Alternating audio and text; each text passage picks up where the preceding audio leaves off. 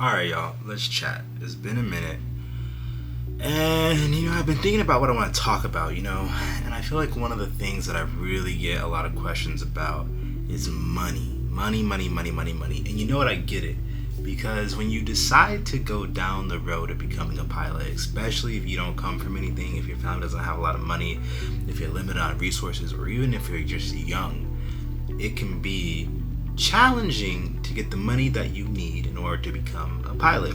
So real quick, let's go over my top roughly 8 tips on how to handle your money as a student pilot.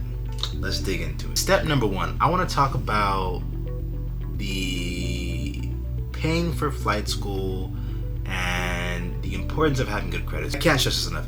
Having good credit is really, really, really, really, really important. There are banks now that specialize specifically in flight loans. And when you look at flight schools these days, a lot of the flight schools that have financing available, they'll have those banks listed on there already about, what banks you can use, etc., etc. And those banks tend to be a little bit more lenient as far as the requirements to get that loan, just because they understand that it's a large amount of money that you have to put up front, but it's also for flight training. With that, though, is a huge interest rate. 17%, 20%. It's not uncommon to see those kind of numbers when you're talking about these kinds of loans. Now, for those of you that are trying to go the ATP route, to my understanding, the only bank that they use is a bank called SoFi, one of the two. And they can be a little bit more restrictive on who they loan money out to. So even sometimes just having good credit isn't enough when you're talking about a bank like SoFi. You might need to have a co-signer. You might need to own a home and have some equity in there. A high credit limit with your credit cards. A lot of things kind of go into playing into whether or not they'll accept you. And it really just depends upon the bank. And that alone can be a deciding factor when you're trying to figure out what flight school you can go to. It can really come down to which flight schools have banks that are going to accept you. So most importantly, keep your credit in check. That's the most important thing you can do. Whether you're young, whether you're old, wherever you stand, get your credit in check. If it's not, get it there. Don't have high credit card usage. Don't have any delinquencies.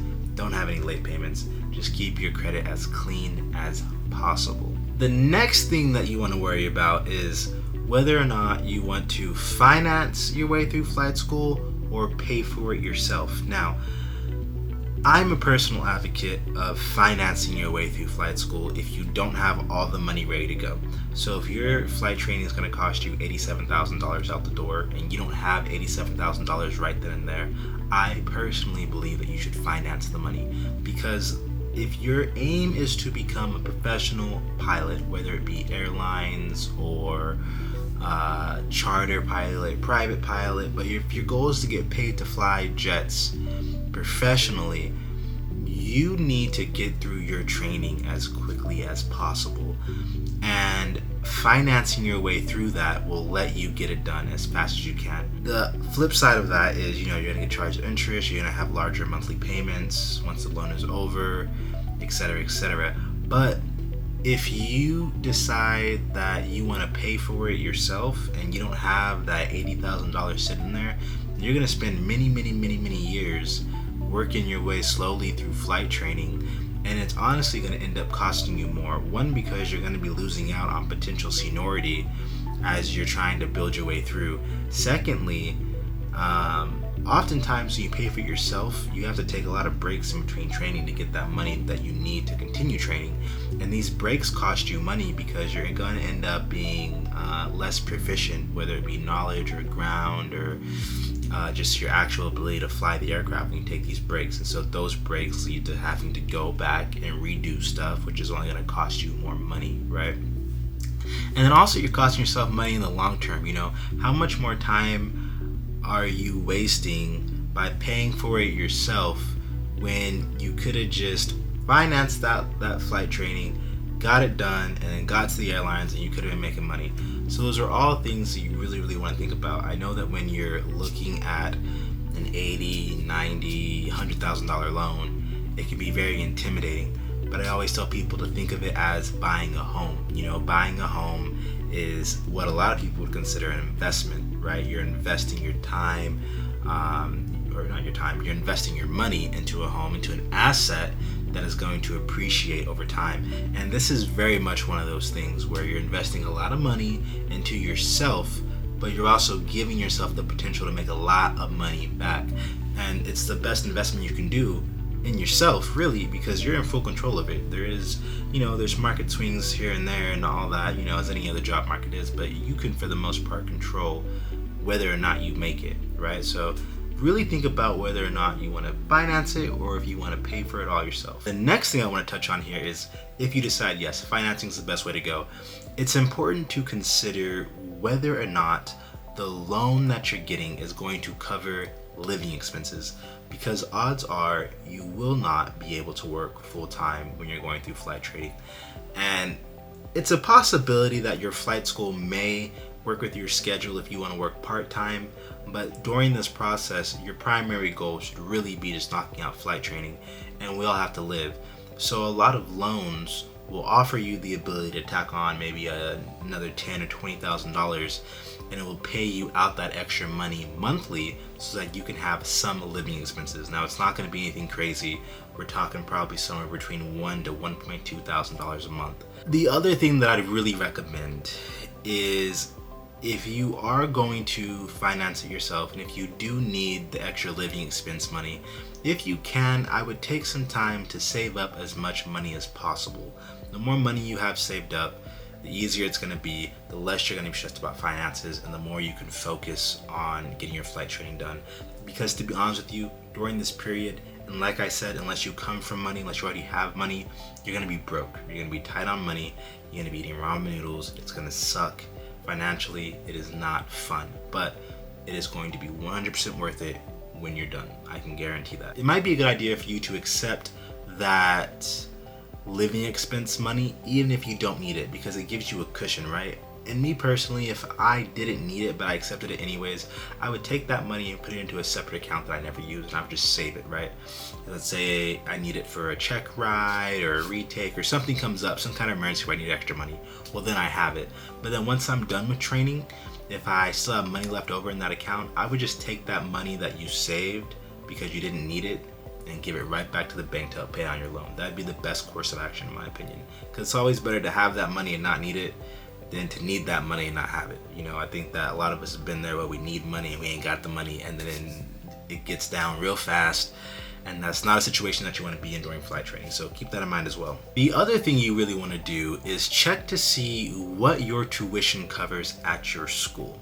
So I say this because some schools, when you pay for your flight training, it'll also include check ride fees, or it'll include your equipment such as iPads, headphones, 4-flight subscriptions, stuff like that, right? And if it does include that stuff, great, you're good to go, you don't have to stress about it. But if it doesn't include that stuff, or it only includes some of that stuff, then you want to account for that mentally when you're going through your loan process. For example, some flight schools will cover the cost of your check rides inside of tuition, so it's already covered. You don't have to worry about when you're at your check ride paying money for that, and that can be really convenient because it's less you have to worry about when you're going through your flight training. But some flight schools don't, and that's what caught me off guard when I went to ATP, is my tuition did not cover my check ride fees, and at the time each check ride was $700, right? And then your CFI check ride was $1,000, and then retakes was half of $700, right? So very quickly you were going through a lot of money that, if you weren't prepared for, could have been detrimental. That's one of the things you want to plan for if you plan on taking that living expense money. Maybe you don't necessarily need that money to survive, but you can use it for check ride fees, right? If that's not something that your tuition covers at your school. So really look into what they cover. And as I said, with equipment, you have to buy iPads, you have to buy headphones, you have to buy backpacks, you have to buy a variety of different materials, and if you don't have that money up front to pay for that, the loan and the living expenses can be really helpful in financing that and getting you the materials that you need in order to go through flight school. The next thing I want to touch on, and I touched on this just a second ago, but I really want to drive it home. If you decide that you don't want to take living expenses, just please make sure that if your check ride fees are not covered by your tuition, that you have that money ready to go. Like I said, when I went through, check rides were $700, your CFI initial was $1,000. From what I'm hearing now, check rides are pushing closer to $1,000, and CFI initials are pushing closer to $1,500, right? That's a lot of money. And of course, this could go down, this could go up, it could be different in your area, it totally depends. And the pricing of a check ride is left up to DPE, so they can charge whatever they want. It's completely up to them. So make sure you have this money ready to go, because you don't want to be in a situation where you're ready to take your check ride and they're like, cool, it's going to be $1,000, and then you don't have it. Especially if you're going through a fast-paced school, for example, ATP, you could be taking, a check ride or two every month and a half, if not less. So it's a few $1,000s that you're going to be forking out quite often to make your way through training. And if you don't have that ready to go, whether it be saved up or through living expenses that you get from the loan, it can become a very tight and stressful situation. So make sure you have your check ride fees taken care of. And if you want to know how many check ride fees you got to worry about, just look at your course syllabus. The course will tell you, we're going to get you your PPL, your IFR, your COM Multi, your CFI, your II, your MEI. Well, if you do all that, that's 7 check rides, right? Take that, times it by 1,000, and then add in 1,500 for your initial CFI. That's what you can look at just in check ride fees. And that's not assuming that you have any retakes. If you have any retakes, that's going to be about another $500 for a retake on top of the 1,000 that you already paid. So keep that in mind. Check rides can get very expensive, and if down the road you want to make some bank in aviation, become a DPE, because they're killing the game right now. The other thing you can do to save some money, it's just a money saving tip really, is when you're buying your equipment, you don't have to buy new. You know what I mean? And you don't have to go out and buy the biggest and the best things. That being said, I want to give the example of the iPad, right? You don't have to go out and buy the most expensive iPad. What you need to do is you need to go buy a fairly new or recent iPad you can get off of Amazon that has the ability to connect to a cellular network. You do not have to go buy a cell phone plan for it. It simply needs to be able to connect to a cell phone network. That way when you download ForeFlight onto your iPad, you have the ability to track yourself on GPS through ForeFlight. Makes your life a whole lot easier when you're going through that process. The other things that are really expensive is headphones. Now, the top of the line thing out there right now are Bose headphones. I think it's like Bose A20s, and I think there's something else that's out now, something better, fancier, and more expensive. But those are pushing $1,000 and some change, probably more. And so if you're just starting out and you don't have any money like that, it's very, very expensive. So what can you do? Well, you have a couple options. You can either, one, go on Amazon and buy the cheapest pair of headphones you can find. The cheapest pair of aviation headphones that you can probably find on Amazon is probably somewhere between $50 and $100, right? Not too bad, but they're terrible quality. They have really hard clamping force. The cushions aren't that soft. Just an all-around low-quality headset. And understandably so for $100. Now, you could take these $100 headsets and buy like memory foam, earpieces, and little accessories to make it just a little bit more comfortable, but it's still gonna be a $100 headset. What I personally recommend you do, if you can find the extra money, is you go out and you buy yourself a pair of Bose QC35s. Okay, these are normal Bose headphones you can use in your everyday life, whether it be listening to music or connecting to Bluetooth, whatever it may be. They're normal headphones. Those are going to run you about $300 to $400. And then after that, you can go buy the U-Fly mic kit. All right, I talked about this in my other videos too. It's a great kit, and this kit connects to your Bose headsets. And when it connects to your Bose headset, you have a mic right here, and then the wire runs into the airplane so that it connects to your airplane. So you have a pair of regular headphones and then an adapter to connect to the aircraft, and then you're good to go. And these are both high quality units that are going to last you a long time with noise cancellation. It's fantastic. And instead of paying $1,000+ you're probably gonna pay somewhere between $500 and maybe $700 for this entire kit. You know, if you buy used, if you buy new, if you buy the top end stuff with the lower end stuff, you know, you're gonna be somewhere in the $500 to $700 range. And this setup will last you for a very long time. I've been using the QC35, so the U-Flat mic kit, for years now. Haven't had any issues. The only thing that I have to do occasionally is replace, you know, the earpieces on my headsets, but that's maybe $50, $30 on Amazon for new earpieces, so it's nothing crazy. That's what I'd recommend if you're looking at headsets. And I talked about this earlier, guys. I just really want to drive it home though. Do not expect to have money.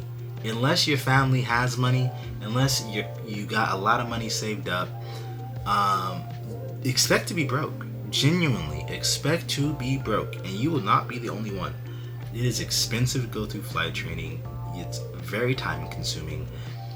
You may be able to work part-time, maybe, if your flight school is chill and you can handle the workload and you can still study and your instructor's cool with it. Maybe you could work part-time, pushing it. When I was going through flight training, there weren't really jobs like that available where you could work part-time and still go through flight training. But now there is, you know, you can do like DoorDash, Uber Eats, you could do like Amazon. I know they have like these part-time things where you can pick up a shift and you can work when you want to work within reason. These are all things you can look at, but understand that you still have a lot you have to do with studying for your check rides and just studying the general knowledge material, learning your airplane, written exams, all this stuff. So really save up as much money as you can. If your goal is to start a family and, you know, with your girlfriend or partner, whoever it may be, and grow all this and that and buy a house and buy a car and all this great stuff, I'd recommend putting that on hold until you get done with flight training, because it's you're not going to have a lot of extra money for a bunch of other stuff. You know, if you still live at home with your parents, fantastic, great. That's going to save you more money. You know what I mean? If you live in your own apartment, you know, fine, so be it. But just make sure that you balance your money so that you will make it through your flight training, because I've seen so many people quit training because they get stressed out about the money, or they underestimated how much it would cost them, even if they did get financing. You know, expect to be broke. Drop all the extracurricular stuff. If you don't need it, get rid of it. You know what I mean? Don't expect to have fun. Don't go eating out every day. Just basic, you know, financial common sense in this stage. Once you're done with flight training, you're getting paid, you can go out and you can have all kinds of fun. It's going to be great. You'll have a good time. But while you're in flight training, if you don't have money, don't go crazy. Don't go crazy. Be humble, be modest, expect to be broke. And if you follow those rules, you guys will be in excellent condition. I guarantee it, you guys will be great. I would like to add, you know, a lot of you guys send me messages on Instagram. Cool, I like that. What I would recommend though is that if you send me a message but you don't follow me, it goes into this request area that I don't ever look at, right? So follow me first, let me accept that request, and then message me so that I get your message. Because sometimes you guys will not follow me, or you'll send a message first and then follow me, and then that just gets shot into a request bank, and maybe I remember to look at it, maybe I don't. But if you follow me first and then message me, it goes right into my normal DMs, and I can see what you guys got to tell me. So as always, guys, like I said, like, comment, subscribe, questions below, and let's get to flying. Catch you guys in the next video.